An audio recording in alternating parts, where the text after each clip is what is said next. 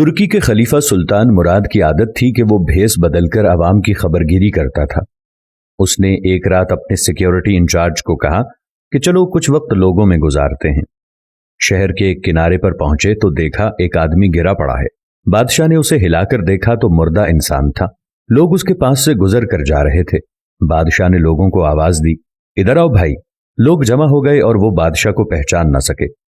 پوچھا کیا بات ہے؟ بادشاہ نے کہا آدمی مرا پڑا ہے، اس کو کسی نے کیوں نہیں اٹھایا؟ کون ہے یہ اور اس کے گھر والے کہاں ہیں؟ لوگوں نے کہا یہ بہت برا اور گناہگار انسان ہے۔ تو سلطان مراد نے کہا کیا یہ امت محمدیہ میں سے نہیں ہے؟ چلو اس کو اٹھائیں اور اس کے گھر لے کر چلیں۔ لوگوں نے میت گھر پہنچا دی۔ اس کی بیوی نے خامند کی لاش دیکھی تو رونے لگی۔ لوگ چلے گئے۔ بادشاہ اور اس کا سیکیورٹی انچارج وہیں عورت کا رونا سنتے رہے۔ وہ کہہ رہی تھی میں گواہی دیتی ہوں بے شک تو اللہ کا ولی ہے اور نیک لوگوں میں سے ہے۔ سلطان مراد بڑا متعجب ہوا، یہ کیسے ہو سکتا ہے؟ لوگ تو اس کے بارے میں یہ باتیں کر رہے تھے اور اس کی میت کو ہاتھ لگانے کو تیار نہ تھے۔ اس کی بیوی نے کہا مجھے بھی لوگوں سے یہی توقع تھی۔ اصل حقیقت یہ ہے کہ میرا خامد ہر روز شراب خانے جاتا، جتنی ہو سکے شراب خریدتا اور گھر لا کر گڑھے میں بہا دیتا اور کہتا کہ چلو کچھ تو گناہوں کا بوجھ مسلمانوں سے ہلکا ہوا۔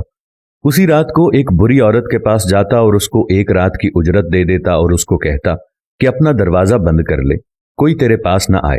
گھر آ کر کہتا الحمدللہ، آج اس عورت کا اور نوجوان مسلمانوں کے گناہوں کا میں نے کچھ بوجھ ہلکا کر دیا ہے۔ لوگ اس کو ان جگہوں پر آتا جاتا دیکھتے تھے۔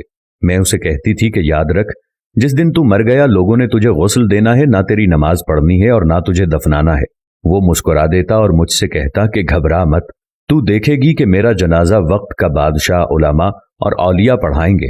یہ سن کر بادشاہ رو پڑا اور کہنے لگا میں سلطان مراد ہوں، کل ہم اس کو غسل دیں گے، ہم اس کی نماز جنازہ بھی پڑھائیں گے اور اس کی تدفین بھی ہم کروائیں گے۔ چنانچہ اس کا جنازہ بادشاہ، علماء، اولیاء اور کثیر عوام نے پڑھا۔ آج ہم بظاہر کچھ دیکھ کر یا محض دوسروں سے سن کر اہم فیصلے کر بیٹھتے ہیں۔ اگر ہم دوسروں کے دلوں کے بھید جان جائیں تو ہماری زبانیں گنگ ہو جائیں۔ اللہ پاک فرماتا ہے کہ انما الاعمال بالنیات، اعمال کا دار و مدار نیتوں پر ہی ہے۔ لوگ تمہارے عمل کو دیکھتے ہیں لیکن اللہ تمہاری نیت کو دیکھتا ہے۔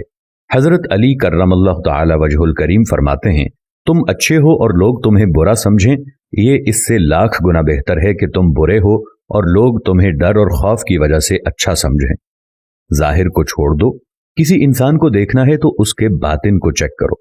جیسے کہ یہ شخص شراب کو خرید کر اس کو بہا دیتا تھا کہ مسلمانوں پر کچھ شراب کا بوجھ کم ہو جائے، اور رات کو کسی عورت کے پاس جا کر اس کا دروازہ بند کروا کے اس کو اجرت دے کر کہتا تھا کہ آج کی رات تم نے گناہ نہیں کرنا۔ ہماری اپنے پروردگار سے یہ دعا ہے کہ میرے پاک پروردگار، تو رحیم ہے، تو کریم ہے، تو ہی دلوں کے حال جانتا ہے، تو مجھے اندر سے جانتا ہے، میں اندر سے کیسا ہوں۔ اللہ ہمارے اندر کو بھی نیک کر دے۔ اکثر ہم اندر سے نیک نہیں بھی ہیں تو بھی اللہ سے دعا ہے کہ اللہ خیر والا معاملہ فرمائے اور ہمیں عین صراط مستقیم پر چلتے ہوئے ہدایت نصیب فرمائیں۔ آمین ثم آمین۔ ویڈیو کے بارے میں اپنی قیمتی رائے ضرور دیجیے گا۔ انشاءاللہ پھر نئے موضوع کے ساتھ حاضر ہوں گے، تب تک کے لیے اللہ حافظ۔